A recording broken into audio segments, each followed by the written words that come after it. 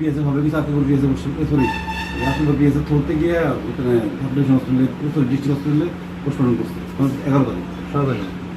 Post-mortem কি থানার থেকে যোগ্যতা করেছেন আপনারা করেছেন? আমরা তারা শ্বশুর আমার তার শ্বশুর বাড়ির লোক কইছে কি হয়েছে যেমন আপনাদের পক্ষের থেকে কইছে থানার থেকে করেছে আমরা পক্ষের থেকে কইছে কি অবস্থা বোর্ডের কি যাতে পোস্টমর্টম লাগে আমরা তো বলতে আইন কারণ এটা তো রুলস এন্ড রেগুলেশন বুঝতে কি সবখানে যেখানে ফার্স্টে এনে ঘুষি মারছে আমি ধরতেও পারছি না ধরতে চাইলে আরো বেশি মারে এরাও মারে আমারও মারে। এই বাস্তবটারে উপলব্ধি করেই আমি করব। ছেলের দিকে লক্ষ্য রাখবো, নিজের প্রতি লক্ষ্য রাখবো, কারণ তোমার কিছু একটা বললে ছেলেটা একদম অফেল হয়ে যাবে। এবং কাজে তুমি তোমার এখনই বুঝিয়ে অভি যে স্বপ্ন দেখছে তারে নেই, এটা বাস্তব দেখতে পারে। আর এটা লগা 1-2 নম্বরের শ্রেণী অতি অবশ্যই অভি এবং তোমরা পরিবার যাতে বিচার পাও সঠিক শাস্তির মাধ্যমে এটা সুনিশ্চিত করা, এই দুটোই হলো তোমার সম্পর্ক। আমার অভিযানে বিচার পায় ভবিষ্যৎ আমরা দেখি তুমি তো বুঝতে পারতা না এই দৃশ্য। তুমি নিজে একটা মেন্টাল ট্রমাতে আছো, তুমি নিজেই একটা মেন্টাল ট্রমাতে আছো, বা তোমার চোখের সামনে ঘটনাগুলো ঘটছে। আমরা উপলব্ধি করি তারারে গোড আমি বেতে পাই, আমি কিছু করতে পারছি না, আমি কিচ্ছু করতে পারছি না। নার্ভের রুগী আছে সে, নার্ভের রুগী আছে। চিন্তা কি পশুটা নোয়া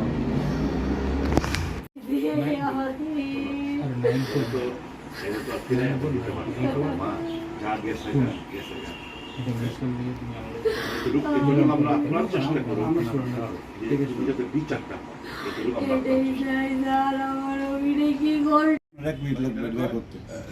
জীবন বলে কেউ নাই এলাকা। আজকে আসলেন কি বলবেন? কি বলবো, রাজ্যের সারা রাজ্য জুড়েই তো এরকম অরাজকতার পরিবেশ। স্বজন হারার কান্না আপনারা শুনতে পাচ্ছেন। মিথ্যা অভিযোগে এই অভিযোগ, এই মেয়েটা এর আগেও অনেকের সাথে এরকম করেছে। টাকা আদায় করাটাই ছিল এই কর্মকার পরিবারের মূল উদ্দেশ্য এবং লক্ষ্য। সেই নিয়ে মিথ্যা অপবাদ দিয়ে যেমাত্র দেখেছে দুজনেই উভয়ই চাকরি করে, অভি এবং ওনার স্ত্রী। তাদের থেকে মোটা অঙ্কের টাকা 30 লক্ষ টাকা দাবি করা হয় এবং বেধড়ক মারের প্রেক্ষিতে এবং পুলিশের যে ঘটনা, যে ভূমিকা, পুলিশ গিয়ে ওকে উদ্ধার করেছে ওখান থেকে। তারপর পুলিশ ওকে থানায় নিয়ে এসছে। থানায় ওর বিরুদ্ধে কেস লেগেছে, ওকে ডাক্তারের কাছে পাঠায়নি। বড় ভাই গিয়ে যখন জোরাজোরি করলো তখন প্রায় 11টা 5-এ কিংবা 11:30 নাগাদ দিয়ে সাব ডিভিশন হসপিটালে অভিকে নিয়ে যায়, অভিজিৎকে নিয়ে যায়। তারপরে আবার পরের দিন সকালবেলা আবার থানা থেকে ওকে এখানে থানায় নিয়ে আসে, কোর্টে প্রডিউস করে, কোর্টে বেল পায়। তারপরে ইন্টারনাল ব্লিডিং, পুরো ইন্টারনাল অর্গানস নিশ্চয় ব্লিড করেছে, রক্তবমি। সেটা হচ্ছে 9 তারিখ। তারপর তাকে ওইখান থেকে সাব ডিভিশন হসপিটাল থেকে রেফার করলো জিবি। 10 তারিখ 2:05 তার শেষ নিঃশ্বাস ত্যাগ করে। এখন একজনকে আজকে নাকি শুনলাম অ্যারেস্ট করেছে এবং জুডিশিয়াল কাস্টাডিতে পাঠিয়েছে। প্রশ্ন হচ্ছে পুলিশ রিমান্ড চাইনি কেন? বাড়ির মধ্যে তো স্ত্রীর সামনে আরো অনেক লোক, সেকেন্ড রাউন্ড যখন ওকে বেধড়ক মারধর করা হয়েছে স্ত্রীর সামনে, তো পুলিশ তো গিয়ে এই সকলকে পেয়েছে, সকলকে দেখেছে।